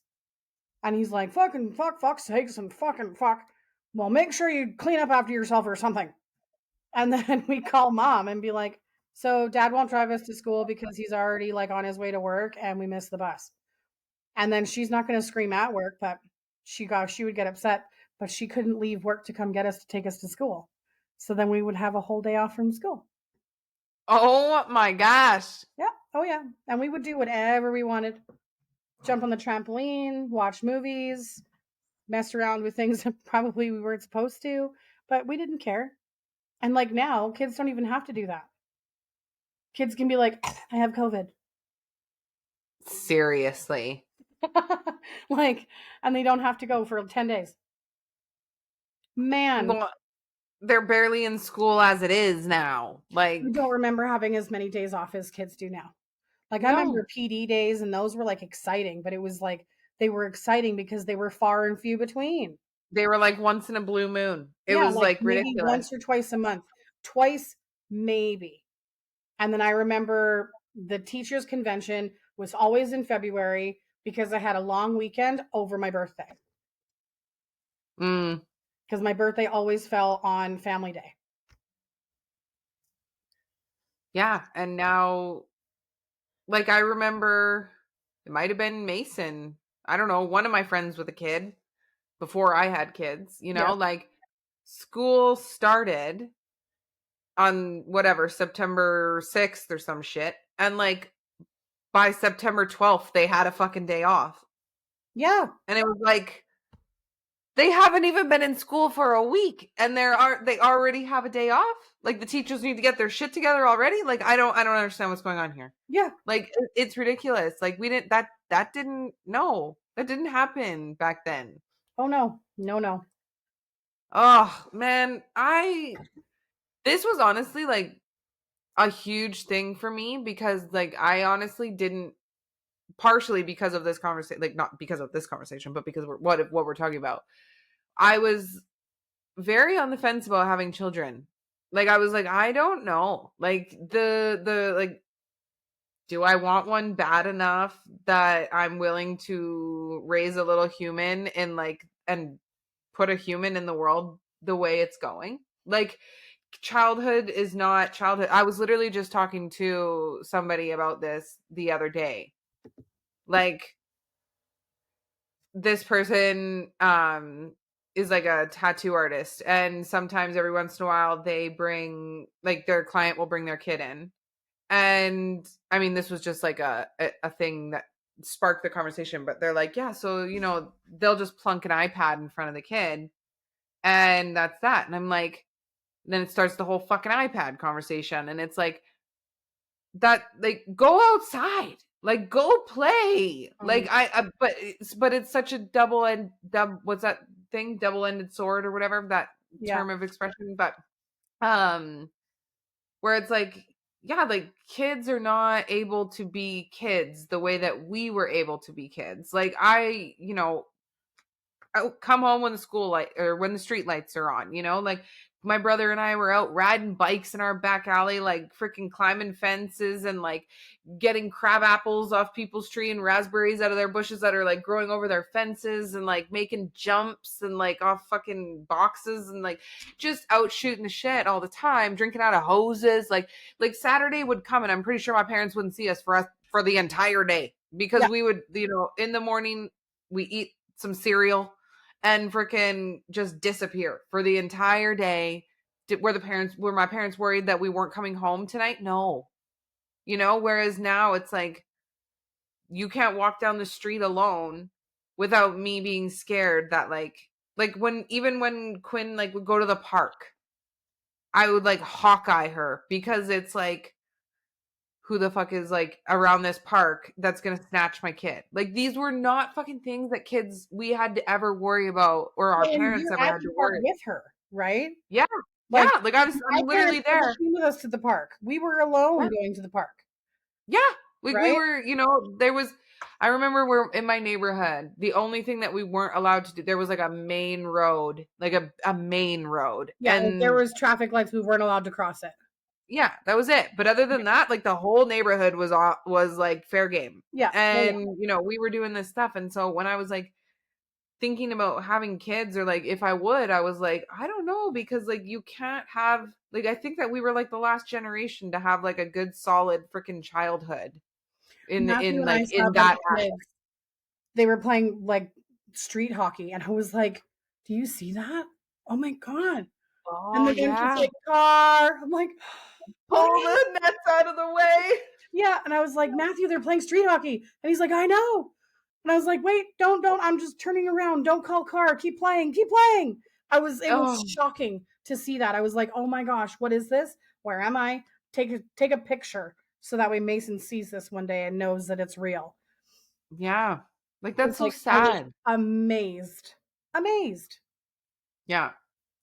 Now kids just, and I don't know, you might not agree because your kid likes video games, but it's like now kids just sit there and play video games all day. We wonder why, these crazy fucking things are happening in schools because kids are going insane. This is just my opinion. Kids are going insane. Kids are not socializing. Kids are being subjected to violence way earlier than they ever were before. Every kid is hopped up on some freaking thing for some freaking, thing that's wrong with them. Whereas back in the day, you were just fucking hyper, and all these things. Like, yes, it's just what in God's what in God's name is going on here? Like, I don't know. Like, it's just not, there's just so much nowadays that's so different. So there's a fine line between like, like too much tech and like tech time that's appropriate and is okay. I don't have a problem like exposing our kids to technology based off of the world that they're growing up in, That's right? what I was going to, And they have so, to know it. but knowing it is important, but overindulging is the problem. And Mhm. Mason, yes, he's got an iPad. There's a computer room upstairs that they game on. There's an Xbox in my living room. Like we have like all the techie things that he could play with, but it's teaching them the right place and the right time. And if we've earned tech time, and that's what we call it. So Mason has always had chores that he's had to do in order to, like earn his tech time. Some Mhm. days he will do no chores and he has tech time. It happens. Those are like weekend days. I don't Mhm. mind. I'm so dry. It's unreal. I don't mind him being exposed to it and having that access to it and knowing it and having the knowledge and learning it. I feel bad for some kids who don't have any access and they're not allowed because when they do actually get to a junior high, high school, or collegiate level of school, they're going to be really, really overwhelmed And with really not only behind. the course load of what they have to perform and provide in school, but also the level of technology that they have to use in order to do that. But it's when you overindulge in the tech is when it becomes a problem. When your kid won't leave the house without an iPad, when you can't, like the tattoo artist and them sitting there on a couch. Like, I'm sorry, unless you're getting like a micro tattoo that's going to take 15 minutes, your kid's sitting there in a tattoo shop for 5 hours on an iPad, overindulging, Yeah. right? An unnecessary amount. If I tell, my son, like, okay, the iPad's done, turn it off, I'm not experiencing this knockdown, drag out, lay on the floor, kick, scream, temper tantrum that some people deal with because their kids are like so like addicted and need that constant screen time that without it, they're like little crackheads. I Yeah. just need a taste. Like that's what they are. And I'm like, oh my gosh, like no, I Yeah. wouldn't be able. So I'm kind of grateful in a way that Mason was exposed to like tech and iPads and stuff at a younger age. I think he was like 3 when Matthew let him play on his iPad once, like when he first started. But like it's Mhm. always been like a give or take. And it's the same thing that you teach your kids with toys. If you don't want them to be like savage and not share, you take the toy. Like, okay, my turn, right? You're going to take it from them. You're going to play with it for a few minutes and then you're going to hand it back and you're going to explain to them what you're doing. Oh, we're Yeah. sharing. My turn, your turn. Same thing with tech. Be like, here, you can, okay, sure, check it out. But then I'm going to take it away. It's going to go away. Yeah. Or you have like, Sunday is family day. It's a no tech zone. There's no tech. The only kind of tech we have is when we choose a movie to watch together as a family at the end of the day, right? I don't think there's anything wrong with it. I think that it can be structured. I was going to say healthy, but it didn't sound proper. I'm like, how is that healthy? It's not healthy. Yeah. Structured. I can see your point of view, and I do agree with parts of it. You have to agree You with know, everything. I pardon? I said you have to agree with me on everything. I'm just kidding. No. But like I do agree in the sense that the world is a very tech-based world and it's only getting more so. Hmm. So like obviously the kids need to freaking understand that to a degree because like heck they're barely even learning how to like write with a pen anymore. So it's like They you took away kind of need to cursive. learn. Pardon? They don't teach them cursive anymore. Yeah, I heard that. That's fucked up. So I get it, but the fact it, and I mean really it kind of also comes down to a parenting thing, but it's like, well, it very much comes down to a parenting thing, but um parents no longer want to fucking parent their kids. They No, want to plop it in front of it's easier. Plop your kid in front of an iPad. Plop your kid in front of what I'm just using an iPad as an example, but you guys all get what it's I'm trying to say honestly here. the main culprit for sure. Plop your kid in front of an iPad and well, you won't hear them for hours. You don't have to worry about them, you can sit there and scroll your phone. You can sit there and do whatever the fuck you want to do because it's easier than, having to stimulate your child or play with your child or, keep them whatever, keep an eye on them while they go and freaking, tear apart the sandbox. Like, I don't know. And so it's a whole thing, right? Like it's a parent issue, but it's turning into an issue, I believe, with kids that now like kids that have no social skills. They have no in regards to like self-regulation because when you're playing a video game or you're watching all these things like that you can explode, you can get way too excited, and keep in mind little kids brains are like fucking sponges and they are like overstimulated and it happens so quickly.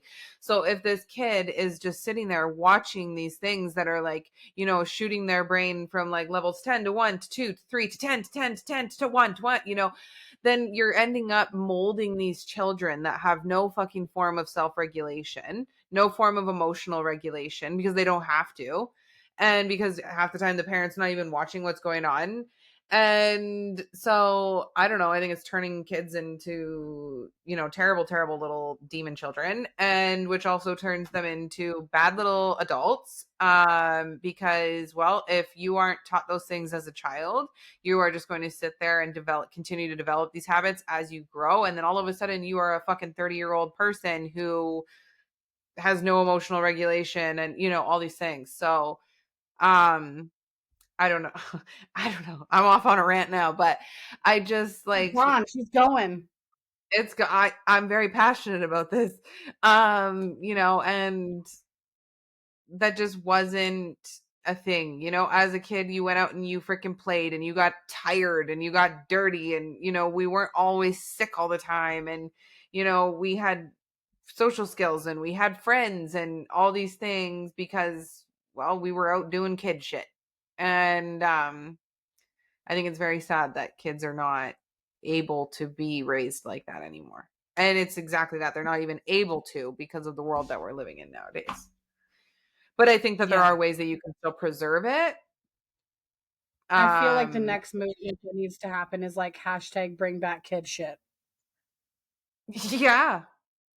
Like this is half the reason Mhm. why, and unfortunately, it didn't work out this way. But I always said, like, if I was to ever have kids, I wanted to be out on a piece of land and I wanted to have a farm before I ever brought kids into this world because I just wanted them to be raised out on a farm, like doing farm shit, going around like tearing up shit on dirt bikes and going and, climbing hay bales and breaking your leg when you jump off the barn and, you're going and mucking stalls and like doing this shit that like kids can do, not sitting there in front of a video game, talking to some 50-year-old creep who's trying, I don't know, it's just, or being a friggin' 13-year-old girl who is doing like TikTok dances in her bedroom that I see like 30-year-olds do. And I'm like, girl, that's a little bit risque. And then I fucking swipe and there's a 13-year-old doing it. And I'm like, what the Yeah. fuck is going on here? Hmm. You know, And like, the worst part about it is the outfit the 13-year-old is wearing is just as bad as the 30-year-old. yeah, Mhm. Do you know how like hard it it's is just to tell the difference between someone who's 13 and someone who's 25? yeah, That's scary. that is That scary. freaks me out. Hmm. Like, Like when you when have we to were start 13, IDing your potential girlfriend, like, that's scary.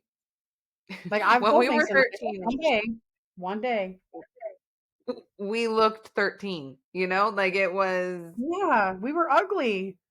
yeah, like dream map moose, you know, and like what, but it's like, I was a hideous little child. Like now There's it's no like, awkward teen stage anymore. Have you noticed? Like, there's no awkward, like, you don't go through that, like, ugly duckling phase and then all of a sudden, no. boom, you're 18, you're pretty.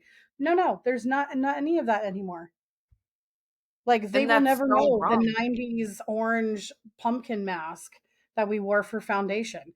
The fact that we didn't Yeah. do eyebrows or mascara and we just had raccoon eyes and orange faces with And concealer on our lips as lipstick. yeah. Like, you'll never know the struggle. And I don't know. Like, you have access to way too much, far too Hmm. much. And then if I have to question whether you're a 13-year-old girl or a 23-year-old adult, I'm terrified. Same Yeah. thing goes for boys. Do you know how many times I've been on TikTok and I'm like, oh, you're an attractive dude? And I'm like, oh, you're 15. Okay, robbing the cradle, going to bed. We're done. Yeah. That's when TikTok gets turned off for the night. Yeah. Yeah. When it's like, oh, like, what's your name? What's your sign? What's your age? And it's like 17. I'm like, goodbye. We're done. Like, I'm over it. We're out of here. I can't do it anymore. Mm-mm. Nope. Yeah, that's happened a few times, and I'm like, "Oh, you're cute." Yeah, and then I'm like, "What? No, you're not. No, you are not." Born in 2000 and fucking 9 or something. And I'm like, I don't even know how old you would be if you were born in 2009. I'm a barber and a hairstylist for a reason. I don't do math. But in the 2000. 2000s, it's too close for me. Like, I think my cousins are born in 2001 and they're 22 this year.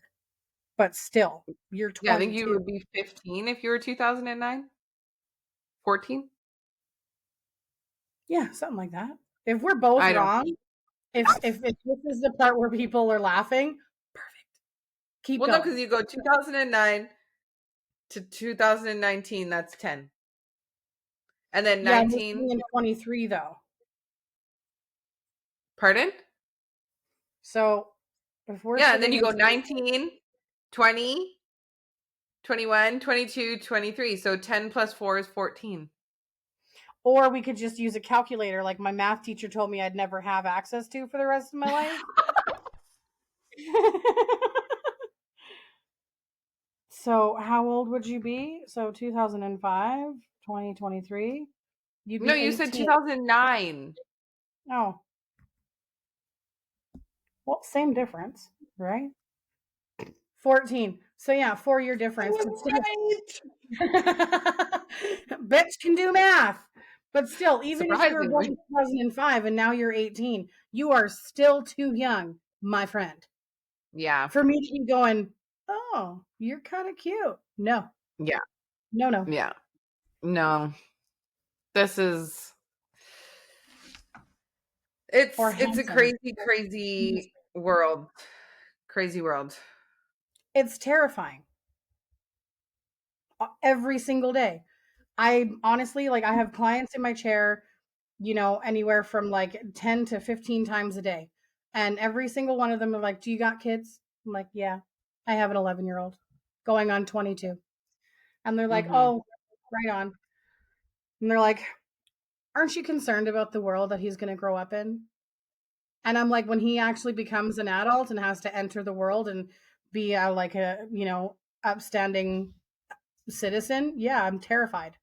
I don't know what Mhm. his world is going to look like. I have Yeah. no clue what kind of biological warfare the government's going to want to use next week, or how often they're going to change their mind on what's regulated and what's unregulated, what's accepted, what's not accepted, what you are and aren't allowed to do. It, I don't know.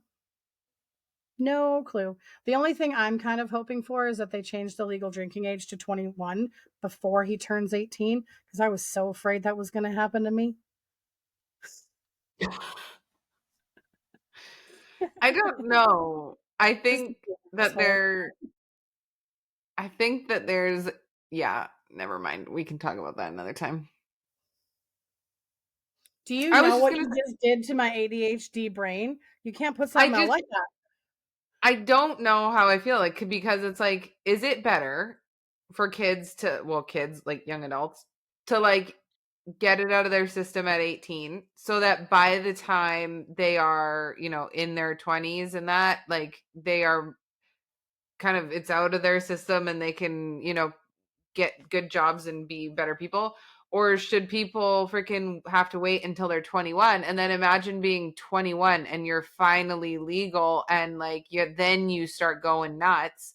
And like when you think about it, how long do like your nut years last? Like normally, like at least like three, like three on like the low end, five. So let's say we started 21, 22, 23, 24. You're like 24 before you start to calm your shit down, and then you gotta like pull your head out of your ass and freaking 20, like I became a mom at 25. So it's like, and then all of a sudden you have to like get a big girl job and do big girl things.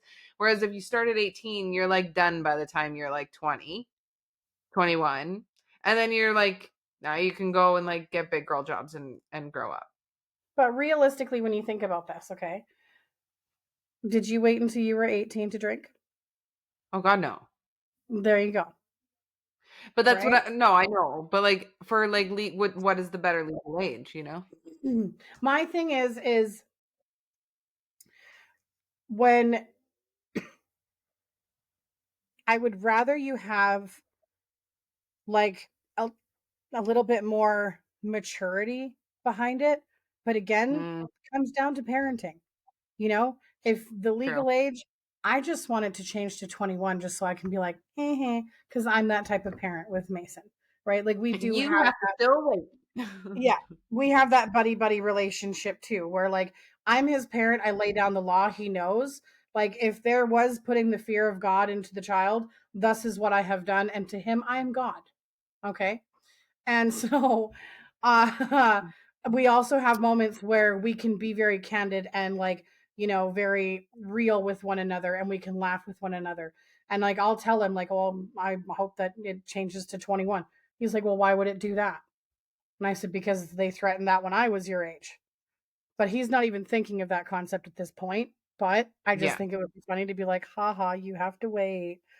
But if if he was going to actually drink at the age of 18 and be considered legal, I would hope that you would have, again, those realism conversations to talk about, drinking and what it's about and what it's not about and the dangers and the fears and the worries and the issues that can, come about if you don't take it on with like a more like mature concept, because you can either be immature, get blackout drunk, fall down, knock out a few teeth, puke on your friend's shoes, who knows? But then you can also get behind the wheel of a car. You can kill people. I watched a video on TikTok the other day of this girl who literally mowed down two pedestrians and had no idea. And That's she fucked. was talking about going to school the next day as if it wasn't a big deal that these two human beings are now legitimately dead. And she was like laughing and carrying on. And, well, what about my car? And how am I going to get it here? Like, you need to understand this concept, girl. You are going to prison. And then, Yeah. her lawyers argued the fact that it was accidental. She didn't go into it knowing that it was going to happen. You still got behind the wheel of a car knowing that you were intoxicated. She was 3 Mhm. times the legal limit, right? Like, and then, from there, like, are you using alcohol to cope? There's so many different like areas things could go very, very like scary and dangerous and awry if There's no communication. And no, like, not the proper maturity behind it. I can see. Yeah. Yeah. Like I've grown up with Good point alcoholics of in my life, view. right? So now as someone in her 30s, I can have a drink, I cannot have a drink. I don't care. It doesn't Mm-hmm. bother me either way. Like I can go out to a bar where everybody is drinking and be stone cold sober and still have just as much fun as everybody else who can't see their own toes. Like it doesn't bother me. And I would like Mm-hmm. for him to have that same mentality where it doesn't have to be about that. I've watched people in my life turn a legal age and go absolutely balls to the walls. Mm-hmm. Insanity. So, depends on the communication. Maturity is maturity. You're either going to be mature enough to be responsible enough or you're not. But you'll Mm-hmm. figure it out because something will smack you in the face. True. Like the garbage can that you're trying to puke in and but can't see. The toilet, Or the the garbage fact that you can woke thing. up on the bathroom floor hugging the porcelain toilet. You know, it happens. Yeah. Don't get me wrong. I Goodness. went out with my cousins when they turned 18, and my goal was to get them as like shittered as I possibly could, so that way they'd never want to drink again.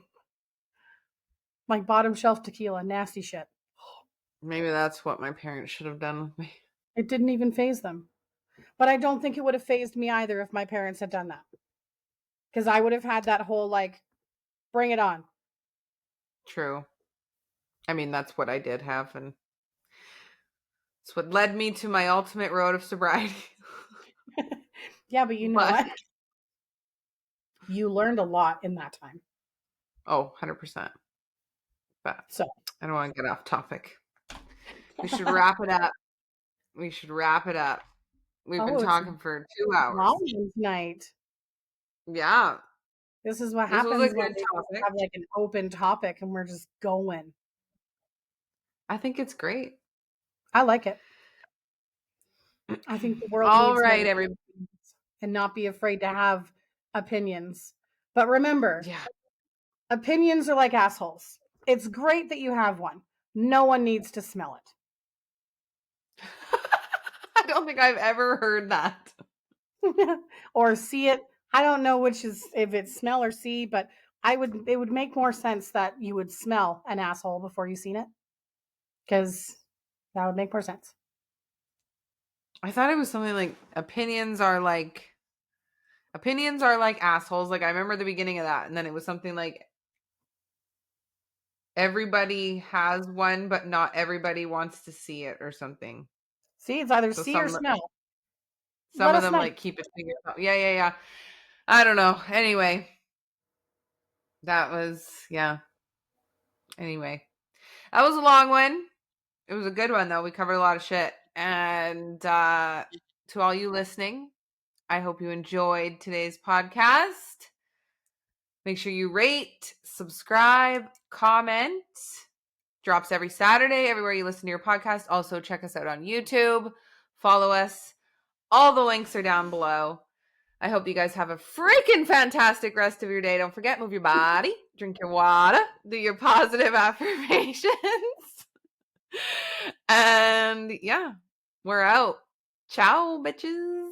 Good night.